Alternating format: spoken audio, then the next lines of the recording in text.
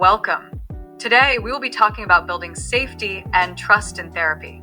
The foundation of trauma-focused therapy is creating a safe and trusting environment. For children and teens who have experienced trauma, feeling safe and trusting their therapist is essential for healing. This presentation focuses on building that essential safety and trust, which serves as the cornerstone for all therapeutic work. Without safety, the child may not be able to open up, process their feelings, or even begin to trust the therapeutic process. This presentation will guide you through techniques and strategies for establishing a secure, supportive environment. Welcome. Key aspects of safety in therapy. 1. Physical safety, ensuring that the environment is calm, secure, and free from threats or distractions. 2. Emotional safety, allowing the child to express their feelings without fear of judgment or negative consequences. 3. Psychological safety. The child must feel that they are in a space where their experiences and thoughts are valid and understood. Building a safe therapeutic environment. To create a safe environment for therapy, you must be mindful of the child's needs, including their emotional, psychological, and physical state. Here are key steps. 1.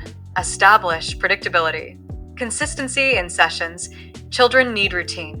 Consistently scheduled sessions help them feel secure. Make sure the child knows when to expect therapy and what will happen during the session.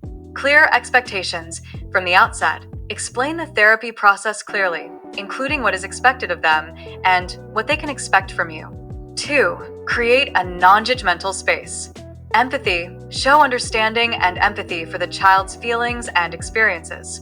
Acknowledge their struggles and create an environment where they can express their thoughts without feeling judged. Active listening. Listen attentively and validate their emotions, showing that you understand and care about their feelings. 3. Building emotional safety. Foster open communication. Create opportunities for the child to talk about their experiences at their own pace. Don't force them to share, but encourage them to express themselves freely. Nonverbal cues. Pay attention to your body language. A calm, open posture and eye contact can go a long way in making the child feel comfortable and supported. Offer choices. Whenever possible, give the child control over small aspects of the therapy process, e.g., what topic to discuss first or what activity to begin with. Establishing trust with the child. Building trust with a child who has experienced trauma can take time. Trust is often broken during traumatic events, so it's essential to rebuild it gradually. Trust-building strategies include 1. Be consistent and reliable. Show up on time. Be consistent and punctual for each session. Trust is built when children see that you are dependable and committed. Follow through on promises. If you say you'll do something, e.g., create a specific activity or follow up on something, make sure you follow through. Consistency builds trust. 2. Respect the child's boundaries. Be sensitive to boundaries. Ask the child for permission before discussing difficult topics or using certain therapeutic techniques. Allow them to set the pace. Physical boundaries. Be aware of any physical boundaries, especially when interacting with children who may have experienced physical or sexual abuse. 3. Foster a collaborative relationship. Active involvement. Include the child in the process. For example, ask them to help you decide on the goals for therapy or what methods they find comfortable or helpful. Incorporate strengths. Highlight the child's strengths and accomplishments. Focusing on their resilience can help build a sense of empowerment and trust. The role of caregivers in building safety and trust. Children's caregivers, such as parents, foster parents, or guardians, play an essential role in the therapeutic process. Engaging caregivers is critical in creating a supportive environment for the child. 1. Educate the caregiver. Explain the role of therapy and the importance of creating a supportive home environment. Teach the caregiver about trauma's effects and how they can assist in their child's healing.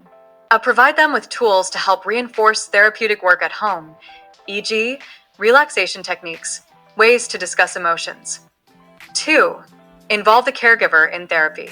Joint sessions. Involve the caregiver in therapy when appropriate. This may include providing updates on progress or discussing strategies to implement at home. Support for caregivers. Caregivers need support, too. Offer counseling or resources for them to better understand their role in the child's healing process. Building a safe therapeutic environment. To create a safe environment for therapy, you must be mindful of the child's needs, including their emotional, psychological, and physical state. Trauma-informed practices for building trust and safety. Trauma-informed care recognizes the impact of trauma on the child and ensures that the therapy environment is sensitive to this. To be trauma-informed, therapists should 1. Acknowledge the child's experience. Understand that the child's trauma history influences how they see and interact with the world. 2. Respect the child's autonomy. Allow the child to make decisions about their treatment when possible. This builds empowerment and trust. 3. Maintain clear boundaries. Establish and maintain professional boundaries. Boundaries are crucial for the child's sense of safety. Practical techniques for establishing safety and trust. Here are some practical exercises and activities you can use to foster safety and trust with children. 1. Safe place exercise. Ask the child to describe or draw a place where they feel completely safe. This could be real or imagined. This activity can help them develop a sense of security and may be useful when the child feels overwhelmed. 2. Grounding techniques. Teach the child grounding exercises, e.g., deep breathing, sensory activities, to help them stay calm and feel more in control during the session. 3. Therapeutic games. Use games as a way to build trust. Board games, art, or storytelling activities allow the child to open up in a non-threatening manner. 4. Model trustworthiness. Consistently demonstrate that you are someone the child can rely on. Always follow through with promises and be open about the therapy process. Let's summarize what we have learned in this presentation. Safety and trust are foundational to effective trauma therapy. Establishing predictability, open communication, and respect for the child's boundaries will help build a safe therapeutic environment. Trust can be rebuilt slowly over time with consistent, reliable behavior from the therapist and by respecting the child's autonomy.